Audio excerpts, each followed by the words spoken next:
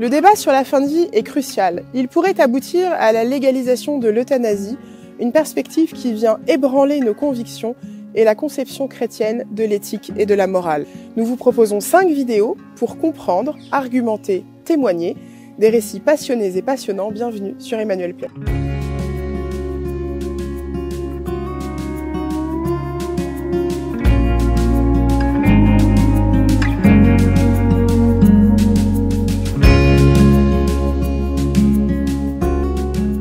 Nous sommes les gardiens de nos frères, ni compliqués, ni inaccessibles. Cette fraternité à laquelle nous aspirons tous est la condition essentielle pour humaniser nos relations. L'accompagnement des personnes en fin de vie est de manière très concrète une aide active à vivre qui manifeste ce désir d'une fraternité universelle. Il offre à la personne malade, quelle qu'elle soit, un espace pour laisser émerger un questionnement spirituel que déclenche souvent la maladie. Les besoins spirituels de la personne sont reconnus par le corps médical. Ils sont classés en 7 grandes manifestations. C'est ce que va nous expliquer le docteur Béatrix Payot. Elle est médecin gériatre, formée en soins palliatifs et accompagne depuis de longues années des personnes atteintes de la maladie d'Alzheimer. Consacrée dans la communauté de l'Emmanuel, elle a fait sa thèse de médecine sur les besoins spirituels de la personne.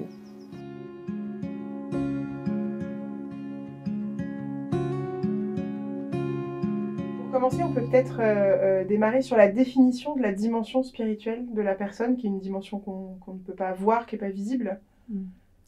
Oui, alors c'est vrai qu'on parle parfois des besoins spirituels des malades et parfois on a tendance à les identifier aux besoins religieux. Et en fait, on se rend compte dans l'accompagnement des malades, des grands malades, qu'il y a un besoin de trouver le sens de ce que l'on vit, pourquoi cette souffrance, et que ça peut s'exprimer de diverses manières en termes religieux ou philosophiques, selon les convictions, selon les représentations de chacun.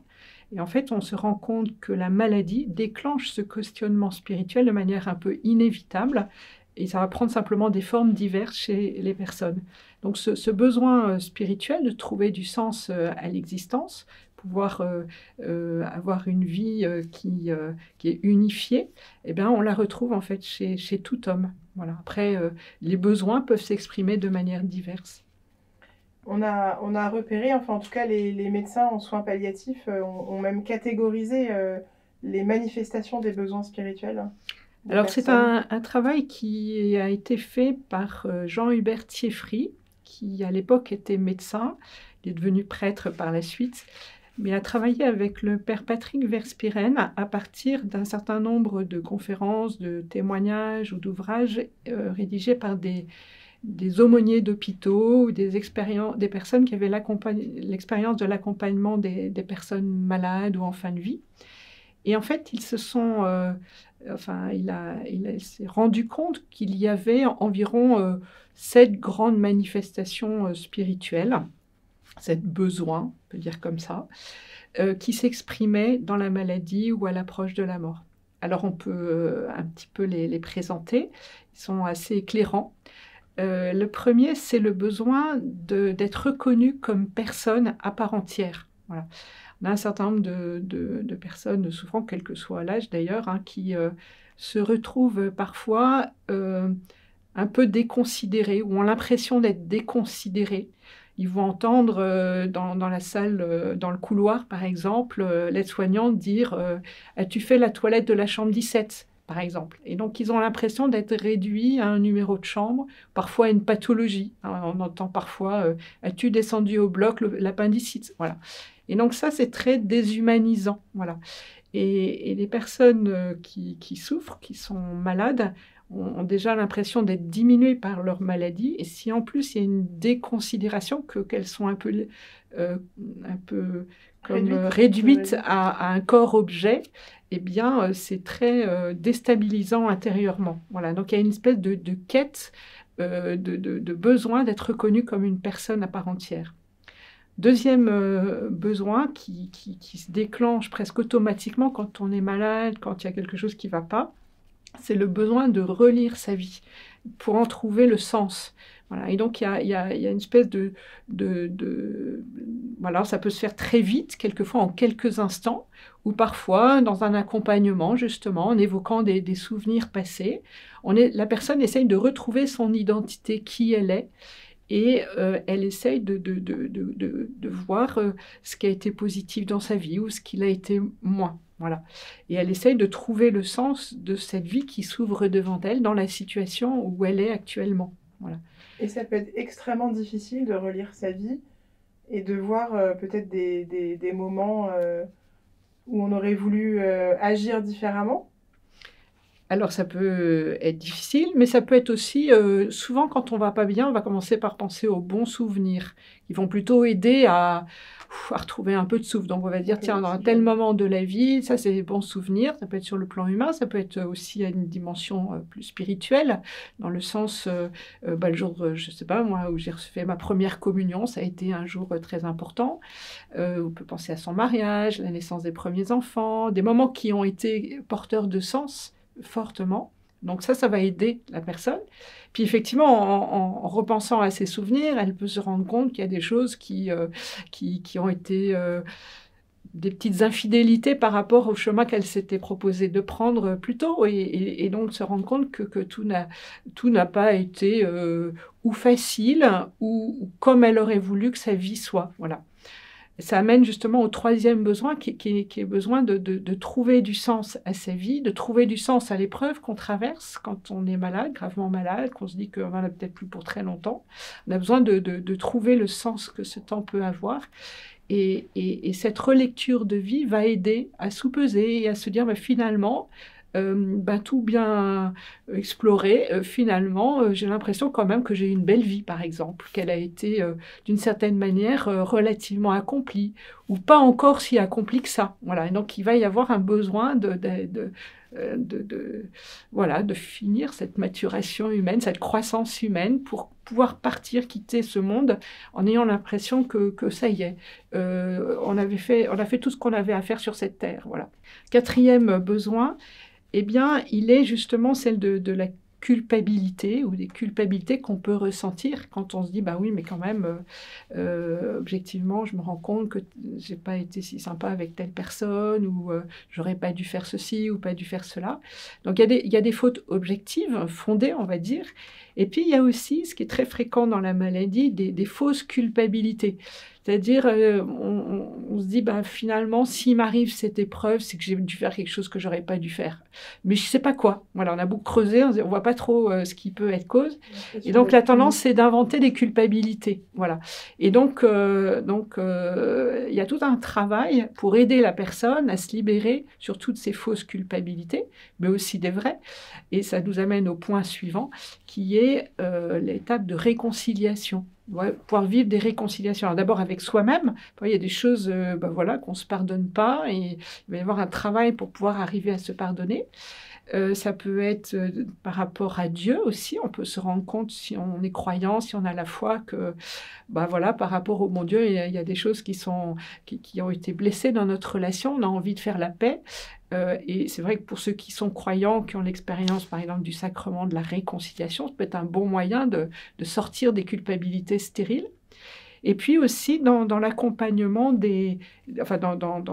auprès d'autres personnes, on peut se rendre compte qu'on aurait besoin de faire la paix avec telle ou telle personne.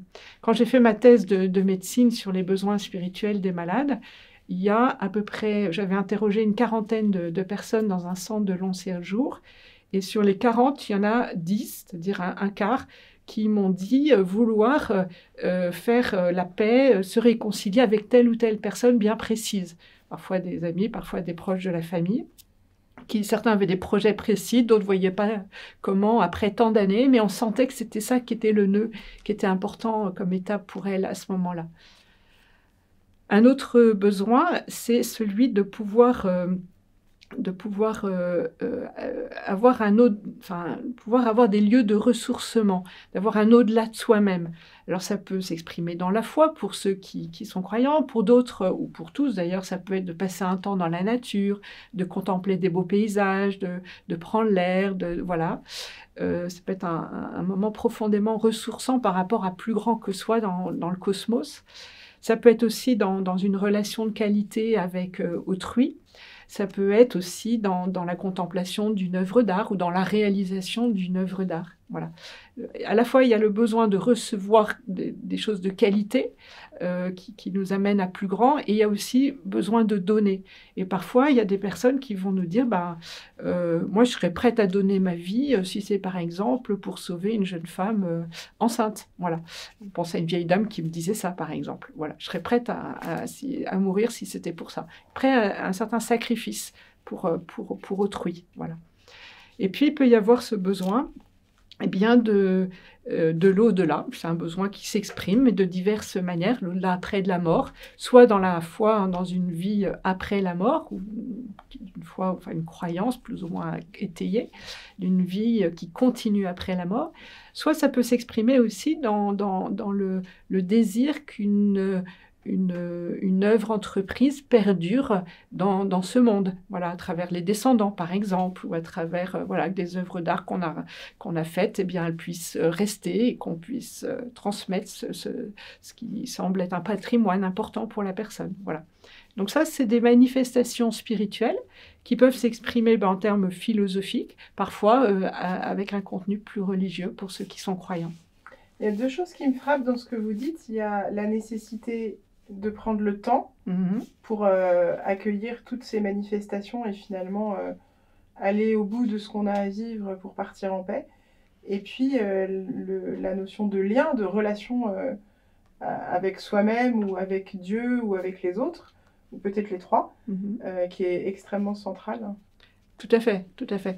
D'abord, donner du temps au temps. On sait que dans la maladie grave ou à l'approche de la mort, on peut passer par des étapes psychologiques qui ont été très bien décrites par Elisabeth Kübler-Ross, qui sont liées donc à la déstabilisation de la maladie qui arrive, donc ça peut être, si on nous annonce un cancer, sur le moment ça nous fait un choc, puis il peut y avoir un certain déni, après on peut se révolter, on se dit mais pourquoi moi, qu'est-ce qui m'arrive, qu'est-ce que j'ai fait au bon Dieu, etc.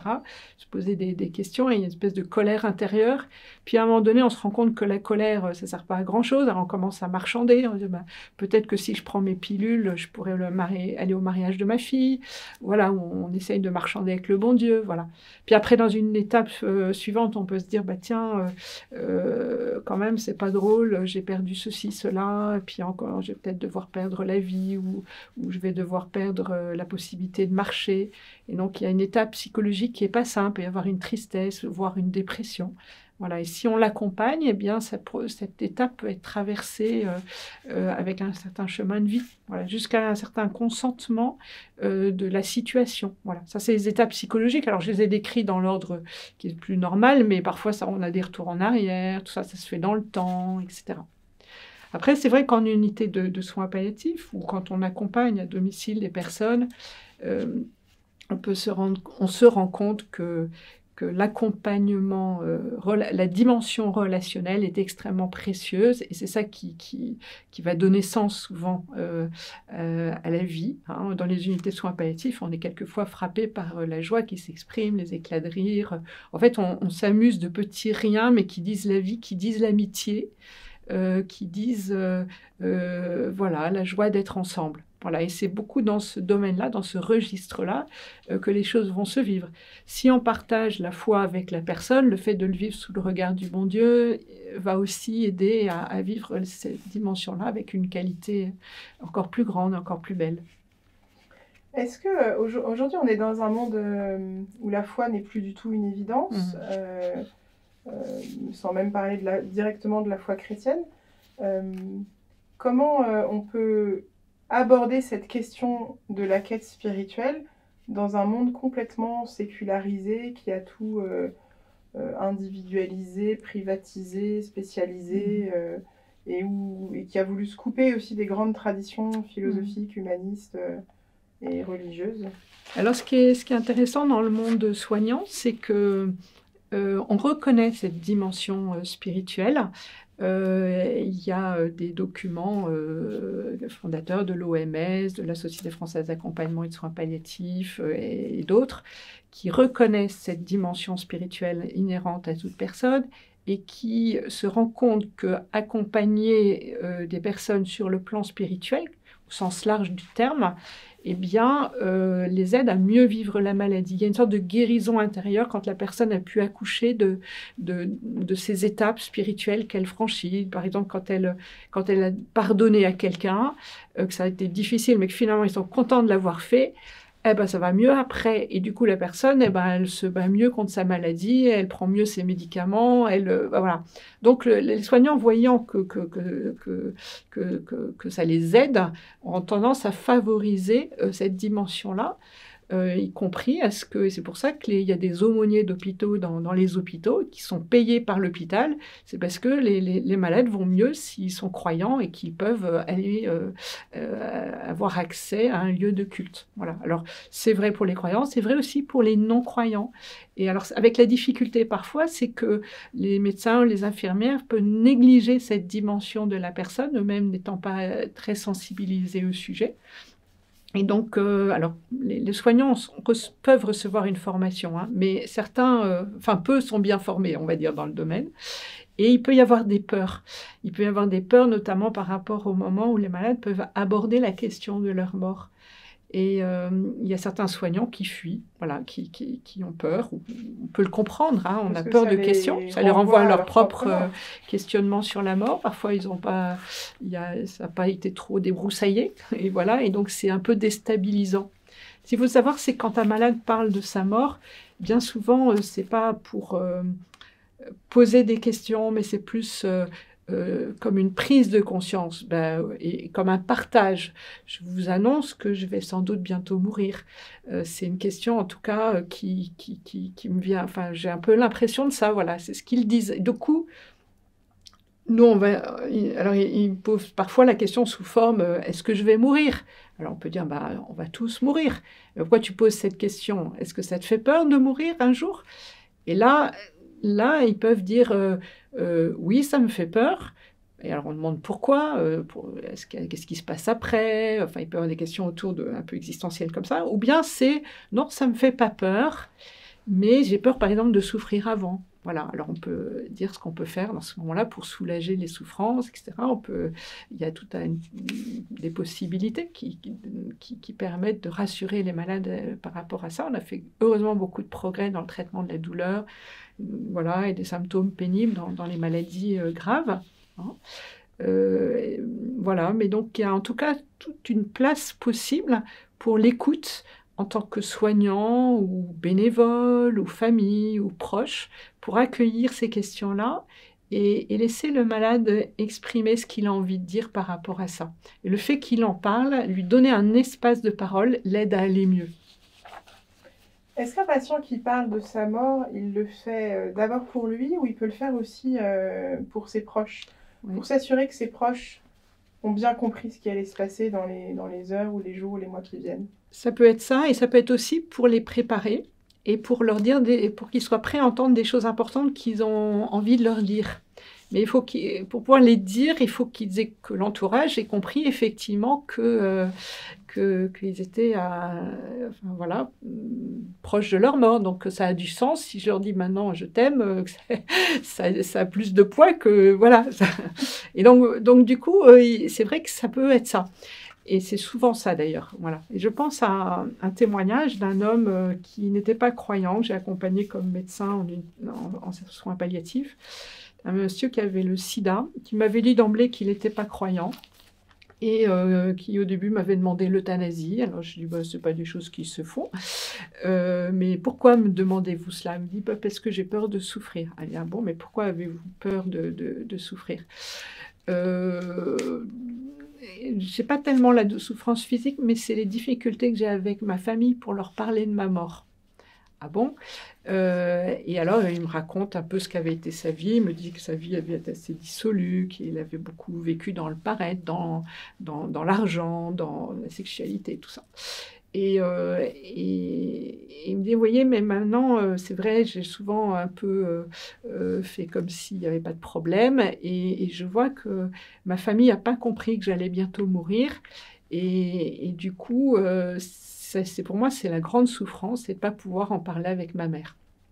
Ah, je lui ai dit, bah, écoutez, peut-être que vous pourriez faire un travail pour passer du paraître à l'être.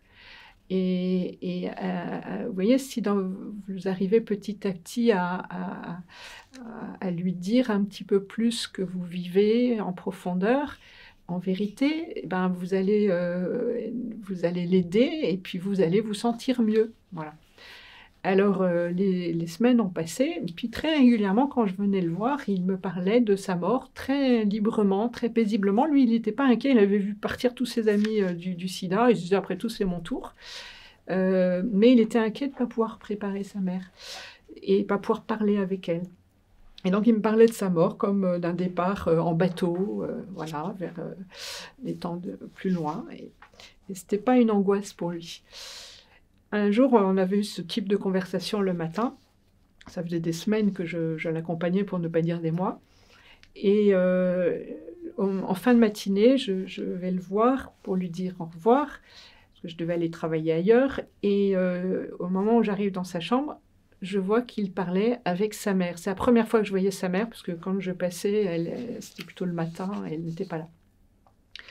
Et donc, je dis, oh, je ne veux pas vous déranger, je voulais juste vous dire au revoir, mais je vous laisse parler. Il me dit, si, venez, venez. Et devant sa mère un peu abasourdie, il se met à reprendre mot pour mot la même conversation qu'on avait eue le matin sur sa mort prochaine, comme un départ en bateau, etc. Alors, je lui disais, mais quand vous partirez, vous me direz au revoir. Ah oui, je vous dirai au revoir. Voilà. Et puis, il en parlait. Et sa mère était un peu sidérée. Puis, à un moment donné, je dis, ben voilà, il faudrait quand même que je m'en aille. Et lui, avec humour, me dit « Oh, bah, aujourd'hui, je ne vous raccompagne pas à la porte ». Et sa mère, en fait, il était grabataire, il était vraiment au bout du rouleau, si je peux dire. Et sa mère disait « Mais en plus, il fait de l'humour. » Voilà. Et donc, je suis partie et j'ai su après que... Après, il a sans doute dû parler encore un petit peu avec sa mère. Et il est rentré dans le coma en fin d'après-midi. Il est mort le lendemain matin. Voilà. Et en fait, j'ai trouvé ça magnifique parce que c'était un peu l'ultime préparation. Il a voulu, c'était l'ultime acte d'amour pour sa mère. Il a voulu l'aider, la préparer. Par la suite, j'ai vu sa mère qui, elle, était croyante et qui était un peu... En fait, elle avait bien compris depuis longtemps qu'il allait mourir, mais elle n'osait pas le lui dire. Voilà, il y avait un peu un jeu de masque et de mensonge, comme quelquefois ça arrive. Mais elle ne savait pas comment aborder les questions. Et le fait qu'il fasse cet effort pour lui la préparer, en fait, l'a énormément touchée. Voilà.